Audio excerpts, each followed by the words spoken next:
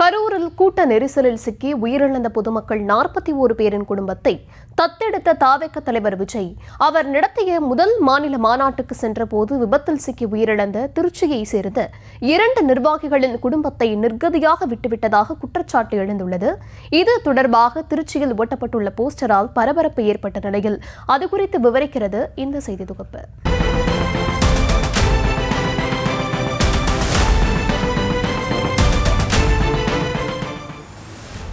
தாவேக தலைவர் விஜயின் கவனத்தை ஈர்க்கும் வகையில் திருச்சியில் ஒட்டப்பட்டு பரபரப்பை ஏற்படுத்தியுள்ள போஸ்டர் இதுதான்.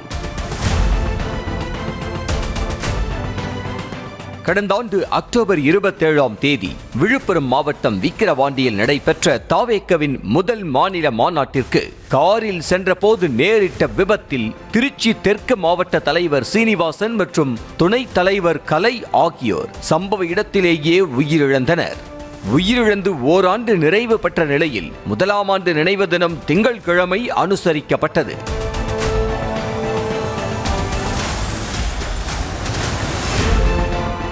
இதையொட்டி வீர தேவேந்திர மக்கள் முன்னேற்ற அறக்கட்டளை என்கிற பெயரில் திருச்சி மாநகர் மற்றும் மாவட்டத்தின் பல்வேறு பகுதிகளில் போஸ்டர்கள் ஒட்டப்பட்டன. இந்த போஸ்டர் தான் தாவேக தலைமை மற்றும் நிர்வாகிகள் மத்தியில் பரபரப்பையும் ஒரு அசாதாரணமான சூழலையும் ஏற்படுத்தியுள்ளது. அந்த போஸ்டரில் தாவேக முதல் மாநாட்டில் உயிர் நீத்த எங்களை மறந்துவிட்டாயே அண்ணா என தொடங்கி கரூர் துயரச் சம்பவத்திற்கு ஒவ்வொரு குடும்பத்திற்கும் தத்து பிள்ளையாக இருப்பேன் என உறுதி அளித்துள்ளீர்களே, எங்கள் குடும்பம் எல்லாம் நடுரோட்டில் கிடப்பதா அண்ணா என கேள்வி எழுப்பி 2 பேரின் ஆத்மாக்கள் பேசுவது போல வசனங்கள் இடம்பெற்றுள்ளன. அதாவது உயிரிழந்த போது 2 பேரின் குடும்பங்களுக்கும் தலா 3 லட்சம் ரூபாய் நிவாரணம் வழங்கிய விஜய் அவர்களது குழந்தைகளின் படிப்பு செலவையும் ஏற்றுக்கொள்வதாக கூறியிருந்தாராம். ஆனால் ஓராண்டு நிறைவடைந்தும் இதுவரை கல்வி உதவித்தொகை எதுவும் வழங்கவில்லையாம். எனவே கரூர் சம்பவத்தை ஒப்பிட்டு உயிரிழந்த நிர்வாகிகளின் குடும்பங்களுக்கும் உதவி செய்ய வேண்டும் என கோரிக்கை விடுத்து இந்த போஸ்டர் ஒட்டப்பட்டுள்ளது.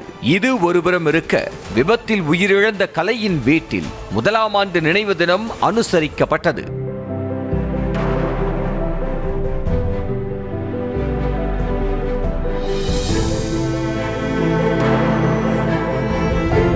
பிறகு செய்தியாளர்களிடம் பேசிய கலையின் தாயார் கௌசல்யா, கரூரில் உயிரிழந்த 41 பேரின் குடும்பத்தை தத்தெடுத்தது போல உயிரிழந்த 2 பேரின் குடும்பங்களையும் தத்தெடுக்க வேண்டும் என கோரிக்கை விடுத்தார். கரூர் தத்தெடுத்தார்ல, அது மாதிரி இந்த 2 குடும்பத்தை தத்தெடுக்க சொல்லுங்கய்யா, அவர் கண்ணுக்கு போக சொல்லுங்கய்யா. விஜய் கலையோட அம்மா பேசுறேன், அழுது எனக்கு கண்ணீர் இல்லையா, பொழுதனைக்கு அழுது. அதே சமயம் கலை இறந்த பிறகு திருச்சி மாவட்டத்தைச் சேர்ந்த விஜய் ரசிகர் மன்றத்தினர் யாரும் கண்டுகொள்வதே இல்லை என தெரிவித்த அவரது அண்ணன் கோபிநாத், திருச்சி பிரச்சாரத்தின் போது கலை, சீனிவாசன் ஆகியோரின் பெயரை கூட விஜய் உச்சரிக்கவில்லை என வருத்தம் தெரிவித்தார். திருச்சியில் நடந்த பிரச்சாரத்துல எங்க தம்பி எல்லாம் போட்டோ முதற்கொண்டு இந்த போட்டோ முதற்கொண்டு எல்லாம் காமிச்சு பேனுக்கு முன்னாடி இது பண்ணாங்க. அப்போ கூட அவங்க ஒரு பேச்சு கூட சொல்லல, ஒரு பேரை சொல்லல, 2 பேர்த்து பேரையும் சொல்லல. எங்களுக்கு இழப்பீடு இல்லைனாலும் அந்த ஒரு இது இல்லாமல் எங்களுக்கு போயிடுச்சு. இவ்வளவு தூரம் ஆமாம், ஒரு ஆறுதல் இத்தனை வருஷம் இந்த கட்சிக்கு உழைச்சி ஒரு இது சொல்லாமல், இப்போ அந்த தம்பியை பேரை சொல்லாமல் இவ்வளோ நாள் உழைச்சி இவ்வளோ கஷ்டப்பட்டு.